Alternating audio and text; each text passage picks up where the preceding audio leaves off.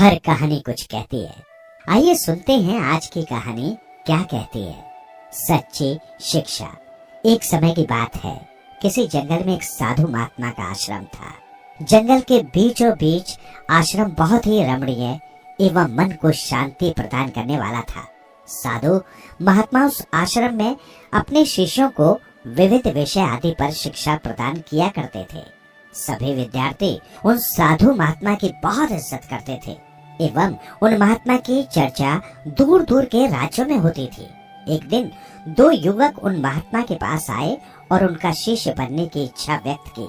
युवक अच्छे कुल और परिवार से थे और वो दोनों भी उन महात्मा की चर्चा सुनकर उनसे शिक्षा प्राप्त करने हेतु आश्रम पहुँचे थे।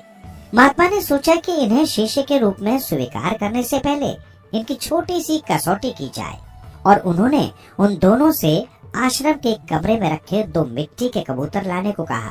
दोनों कबूतर बहुत ही सुंदर थे तथा उन पर विशिष्ट प्रकार की कलाकृति की गई थी, जिसे वे बेहद चमक रहे थे। महात्मा ने एक एक कबूतर दोनों युवकों के हाथ में दिए और उनसे कहा कि आपको आपके हाथ में दिए हुए कबूतर की गर्दन तोड़नी है। युवकों को लगा ये तो बहुत ही सरल काम है और इससे क्या शिक्षा हासिल होगी और इससे गुरुजी क्या कसौटी करेंगे। किंतु गुरुजी ने उनके सामने एक शर्त रखी।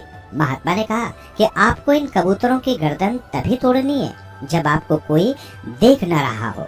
स्मरण रहे, यदि आपको इनकी गर्दन तोड़ते हुए किसी ने देख लिया तो आप परीक्षा में निष्फल हो जाओगे। जैसे ही आप गर्दन तोड़ लो, मेरे पास आप चले आना। दोनों युवकों को लगा ये तो बहुत ही सीधा साधा और सरल काम है और दोनों आश्रम से बाहर की ओर चल पड़े। एक युवक आश्रम से थोड़ी दूर गया और उसने देखा कि यहाँ कोई देख ही नहीं रहा है, दूर दूर तक कोई दिखाई नहीं दे रहा है, तो मैं गर्दन तोड़ देता हूँ और गुरुजी से जाकर ये बात तुरंत कहता हूँ। दूसरा युवक हाथ में उस कबूतर की कलाकृति को लिए दूर जंगल में चला गया। जब वो एक घने जंगल में पहुंच गया तो एक पेड़ के नीचे वो बैठा और कबूतर की गर्दन तोड़ने का फैसला किया। किंतु जैसे ही वो गर्दन तोड़ने वाला था, उसकी नजर उस पेड़ पर बैठे एक पक्षी पर पड़ी। तो उसने सोचा कि अगर मैं यहाँ गर्दन तोड़ दूंगा तो ये पक्षी मुझे देख रहा है, मुझे कोई और तरीका अपनाना होगा। कुछ विचार करने के बाद वो युवक पास की झाड़ियों में जाकर छुप गया।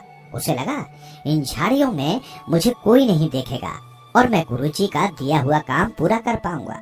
किंतु उसने देखा कि झाड़ियों में छोटे छोटे कीट पतंगे और मक्खियां थी, तो वो भी उसे देख रही हैं। ये सोचकर वो झाड़ियों में भी कबूतर की गर्दन नहीं तोड़ पाया।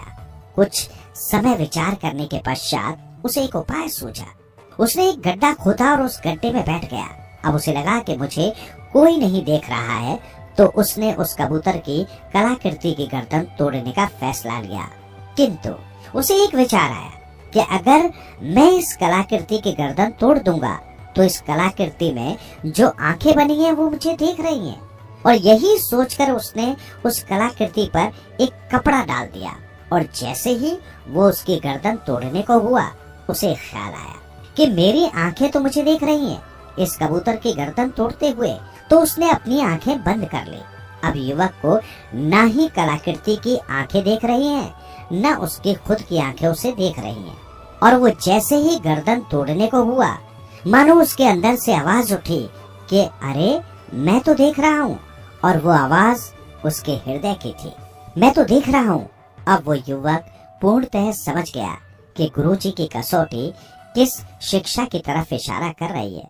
वो युवक उस कबूतर की कलाकृति को लेकर गुरुजी के पास पहुंचा और उनसे कहा, क्षमा कीजिए गुरुजी, मैं आपकी दी हुई कसौटी पूर्ण नहीं कर पाया क्योंकि हर समय कोई न कोई मुझे देख ही रहा था। अंत में मुझे आभास हुआ कि अगर बाहरी दुनिया मुझे नहीं देख रही तो मेरे भीतर बैठी हुई अंतरात्मा तो मुझे हमेशा देख रही है। इसी कारणवश गुरुजी, मैं आपकी कसौटी पूरी नहीं कर पाया। इस बात के लिए मैं आपसे क्षमा प्रार्थी हूँ।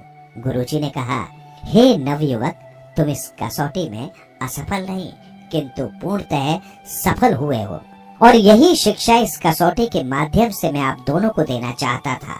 हर एक मनुष्य को ये स्मरण रखना चाहिए कि हमारी हर एक क्रिया और कर्म पर परमात्मा की नजर है। कोई भी कार्य उस अपार शक्ति से छुपा हुआ नहीं है। इसलिए कोई भी कार्य अगर इस बात को ध्यान में रखकर किया जाएगा तो अनुचित कार्य करने से पहले हमारे कदम स्वयं रुक जाएंगे। सुनते रहो दिल से यूं कहानियां, कहानियां आपकी, हमारी और सबकी, जो दिलों को छू लेती है। सुनते रहें कहानियां।